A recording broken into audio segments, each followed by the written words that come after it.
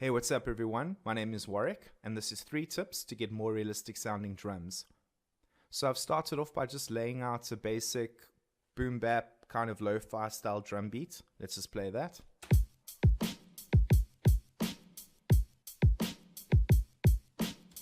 Okay, so at the moment it's very computerized, very on the grid, not much groove there at all. And creating groove is key to replicating that realistic sound of a drummer. So the first tip I'm going to show you guys is time shifting. Now another way to do this is to use the swing option here.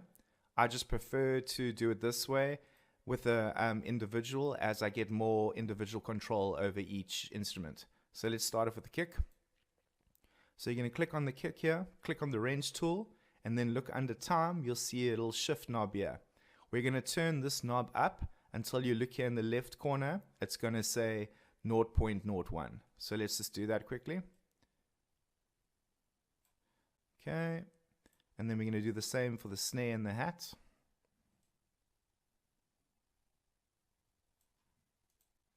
Okay, remember to click on the wrench tool, guys. Move that up.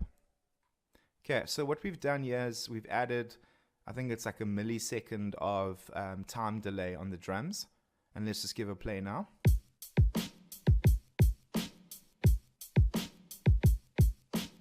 Okay, it is subtle, but it is there, and already more of a groove is starting to form.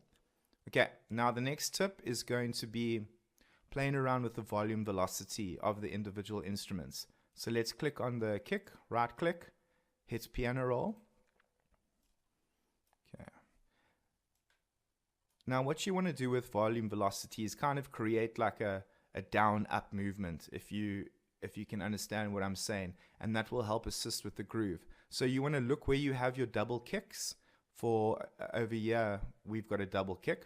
So you want to always, well not always, but I find that lowering the volume of the first kick, where there's going to be a double, really helps create that kind of up-down groove that I was talking about. So let's hit play there.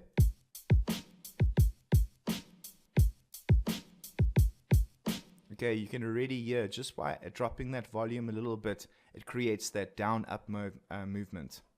All right, we can apply the same thing to our hats. So let's just close that. Go to the hats, right-click, piano roll. Now at the moment, our hats are going to be very like machine gun-ish. So they're going to all be coming at the same volume. Let's just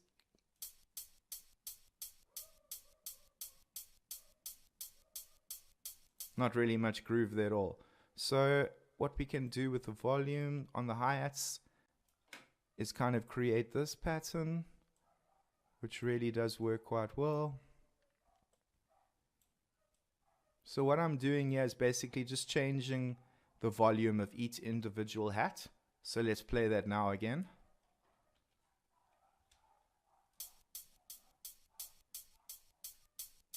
And if you guys can hear that again, we're creating that down-up kind of movement just purely with volume. So let's play all that together.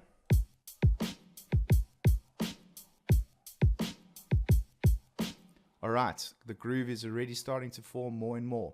Okay guys, and then the third tip is going to be really just learning to play drums, whether it's electronically or if you can get your hands on a real drum kit at home. Just getting in the mind of a drummer is really going to help lay down that understanding of how to get a groove. A nice thing about drums is it's feeling based. You don't have to know a lot of music theory to get your drums to sound right.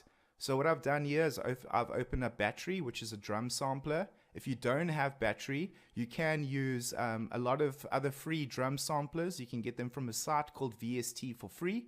I will add that in the links. And yeah, now you can load up each individual sample and you can actually play your drums out.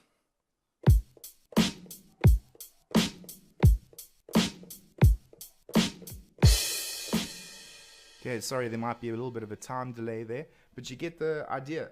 Now, if you have a piano piece that you've got laid down already, you can just kind of load up some drums and just groove around over the piano, and you will find a lot more ideas coming to you than if you had to try and click and program the drums, because I mean, we all tapped on desks and stuff as we were younger and made our own grooves. So yeah, guys, that has been 3 tips to get more realistic sounding drums. I hope this video has helped you.